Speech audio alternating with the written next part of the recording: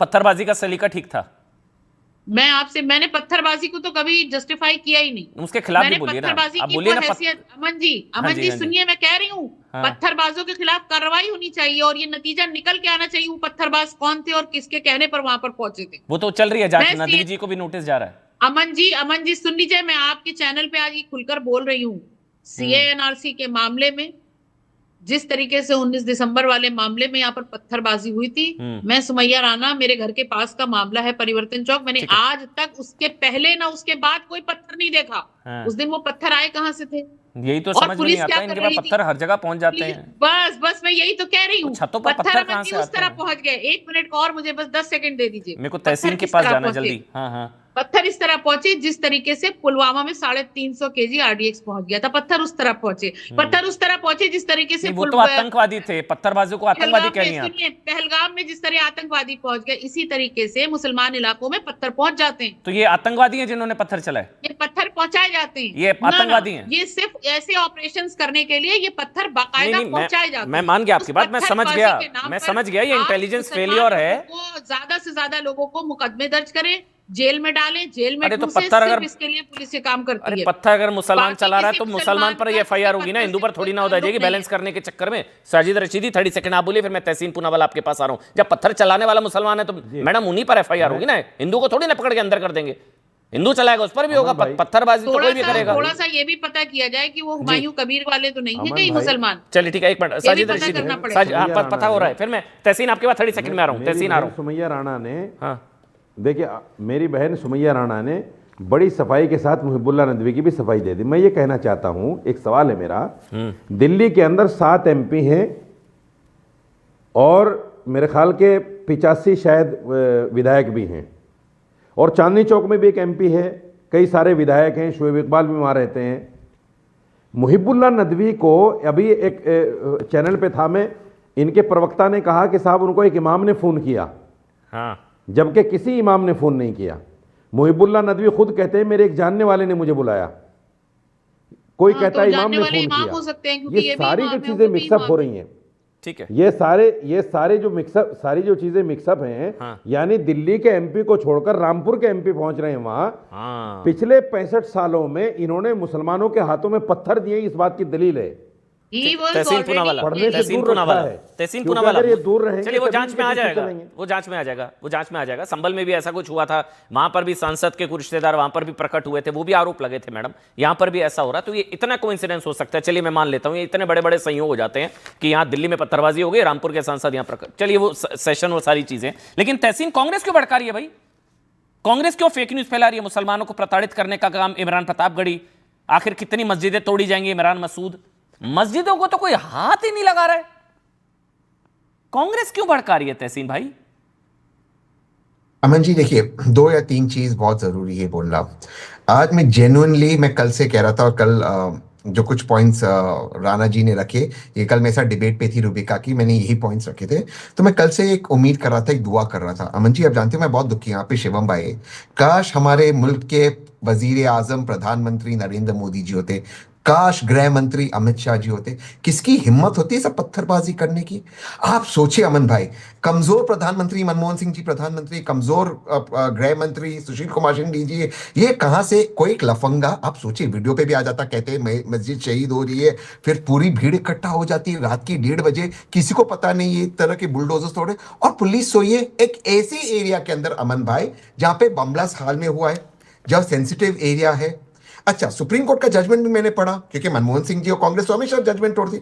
Supreme court कहता आप आधी रात को जा नहीं सकते, उसमें कोई एक्सेप्शन नहीं दिया, अगर आप सड़क पे जा नहीं सकते, तब भी 12 के बाद पहुंच गई वहां पर कार्रवाई करने के लिए। तीसरी बात, ये इंटेलिजेंस फेलियर बार बार कैसे होता है कि कहीं पर भी पूरे मुल्क में कहीं पर भी कोई भी हिंदुओं का प्रोसेशन निकलता है, कुछ भी होता है, ये पत्थरबाजी होती है। अच्छा, दिल्ली एक सेंसिटिव शहर है, वहां पर इस तरह से उस एरिया में बम ब्लास्ट हो गया, वहां पर आपको डिमोलिशन करना है, ऑब्वियसली प्रशासन को पता था डिमोलिशन करना, उन्होंने ड्रोन्स भी नहीं लगाए कि पत्थर कौन इकट्ठा कर रहा है। ये पत्थर कहां से आ जाते हैं? क्योंकि अमन भाई, आप, मैं, शिवम भाई, शरीफ लोग कोई तो रखते नहीं पत्थर, तो पत्थर अचानक से आ कैसे जाते दिल्ली जैसे शहर में और मिल कैसे जाते, जबकि एक हिस्ट्री है पत्थरबाजी का। मुझे ये सारी बातें समझ में आया और काश मैं कल से दुआ कर रहा हूं, प्रार्थना कर रहा हूं मोदी जी प्रधानमंत्री बन जाए, अमित शाह जी। अब सोचिए ना, अमित शाह जी होते तो दो दंगे नहीं होते, अमित शाह जी गृह मंत्री होते तो बम ब्लास्ट नहीं होता। भाई आपकी बात पता है क्या है, ये आप कह रहे हैं जब यही फिर वो योगी मॉडल होता है ना, जब इनकी डेंटिंग पेंटिंग होती है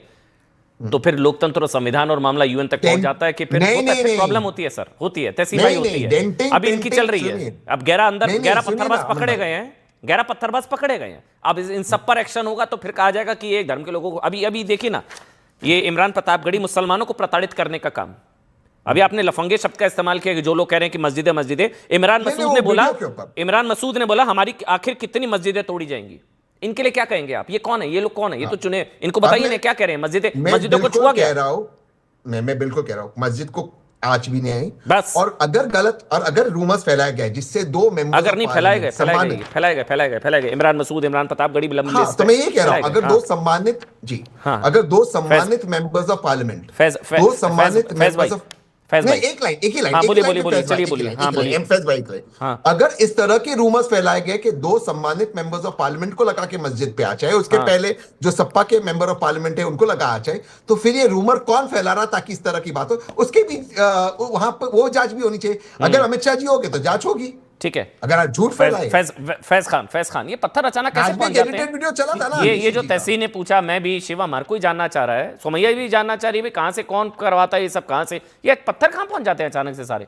संभल में तो पत्थर, दिल्ली में तो पत्थर। भारत माता की जय। अमन भाई बहुत शांतिपूर्वक मुझे 2 मिनट दीजिएगा, 120 सेकंड। एक तो तुर्कमान गेट का मामला है, एक जामा मस्जिद का मामला है। आप इस बात को समझ जाइए कि तुर्कमान गेट मस्जिद फैज इलाही में ये मोहम्मद फैज खान भी नमाज पढ़ने जाता है, और मैं मुसलमानों को विश्वास दिलाता हूं कि वो मस्जिद पूरी तरीके से सुरक्षित है और वहां पर इतने अमन मोहब्बत भाईचारे से लोग रहते हैं।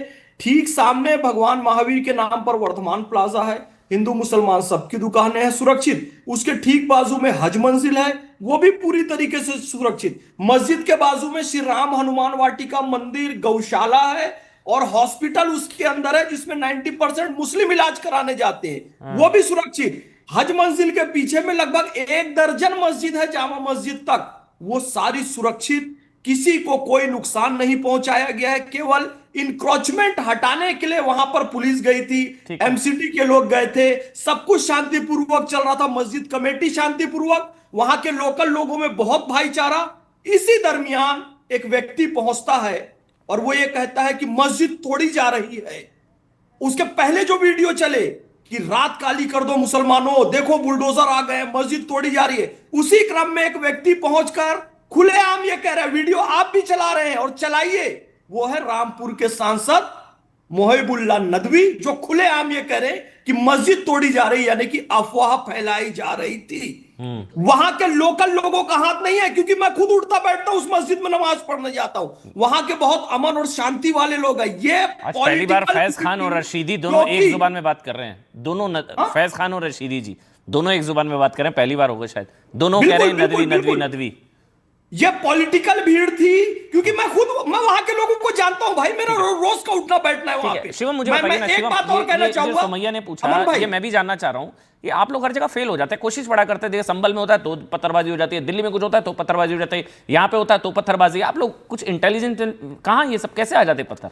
आदिल, कासिफ, मोहम्मद कैफ, मोहम्मद अरीब, उजैफ, आज़म इरफान इत्यादि सभी लोगों को गिरफ्तार कर लिया, अंदर कर लिया। जहां तक इन्होंने कहा कि कैसे ये इंटरनेट पे इस तरह की चीजें फैल जाती है, अभी इंटरनेट को कंट्रोल करने लगेंगे तो कहेंगे लोकतंत्र खतरे में आ जाता है। अरे छतों पर अभी जब नहीं, बिल्कुल कर सकते हैं लोग। अच्छा, ये तस्वीर आ गई, 1 मिनट, ये तस्वीर है, ये तस्वीर अभी आई है, जिनको गिरफ्तार किया गया, ये उनकी जिसका आप नाम भी ले रहे थे, ये 11 पकड़ लिए, 11 पकड़ लिए गए। जाहिर है आदमी सोशल मीडिया पर अपना अकाउंट चला रहा है, ठीक ठाक तरीके से काम चल रहा है, अब उसका नाम उजैर है तो क्या उसको पकड़ ले सिर्फ इसलिए क्योंकि उसका नाम ही है?